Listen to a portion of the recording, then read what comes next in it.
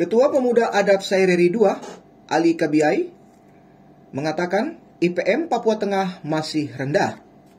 Pemirsa, Ketua Pemuda Adat Saireri II, Ali Kabiai, ikut menghadiri rapat koordinasi atau rakor yang diadakan oleh Kelompok Kerja atau Pokja Majelis Rakyat Papua Provinsi Papua Tengah yang dilaksanakan selama 2 hari sejak Kamis 10 Oktober 2024 hingga Jumat 11 Oktober 2024 yang bertempat di salah satu rumah makan di Jalan Yosudarso Nabire, Provinsi Papua Tengah.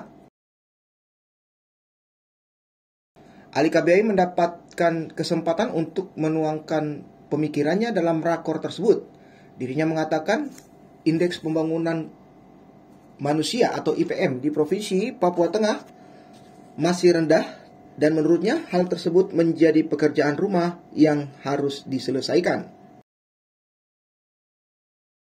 Kemudian masyarakat Papua, kemudian dari Pemprov, mungkin ada yang kita lupa bahwa kita punya indeks pembangunan manusia di Papua Tengah itu sangat rendah.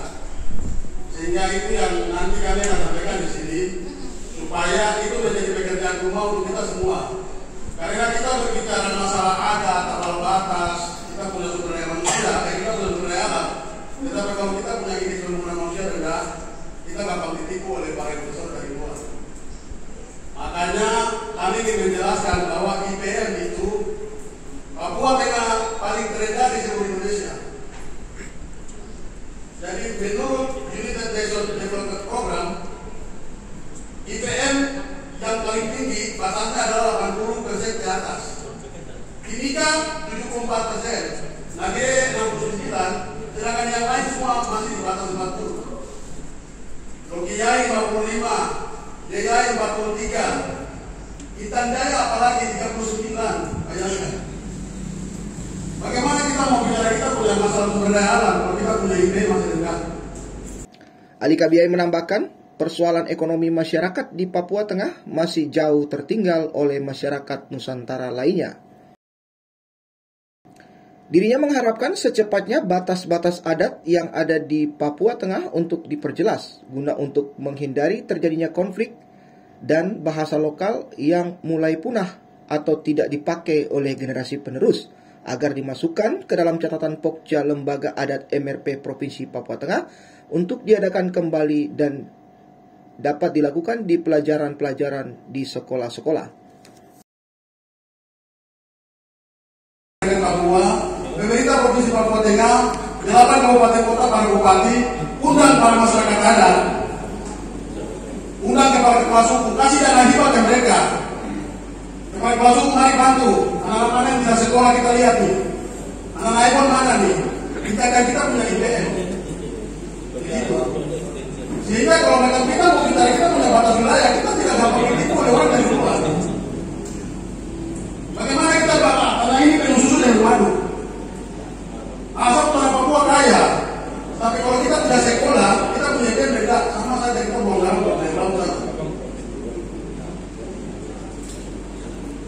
Makanya ini penting sekali, kalau dimasukkan di dalam ini yang terkait IPM, sehingga nanti rekomendasi keluar, kami minta supaya IPM Papua Tengah dinaikkan. Minimal Domiai naik 69 dari Nabire naik 70, ini kan pantas, dia punya IPM 74, karena ada Freeport. Makanya sektor ekonomi semua berputar. Lepura setelah dok, karena yang tadinya 7 triliun, sekarang bisa 2 triliun. Lepura sekarang gini, sekarang semua orang lari ke Papua Tengah. Kenapa? Kita punya 2 blok babu dengan blok privasi. 10 tahun ke depan, kalau kita tidak perhatikan, investor dari luar ambil. Yang kedua, kami minta supaya batas-batas adat itu diperjelas. Antara Nabire dengan Warope, Nabire dengan Undama, Nabire dengan daerah-daerah lain, dengan kita musuh lain itu harus diperjelas. Sehingga tidak terjadi konflik. Batas-batas laut juga itu penting. Jangan lupa juga kita punya bahasa lokal ini cuma kita.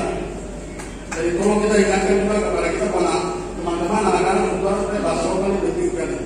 Tetapi yang terpenting ini pembangunan manusia. Makanya nanti kami juga kami punya materi juga ke panitia sehingga bisa digunakan sebagai rekomendasi yang kami. Selamat datang di Fajar Baru Furnitur, selamat berbelanja.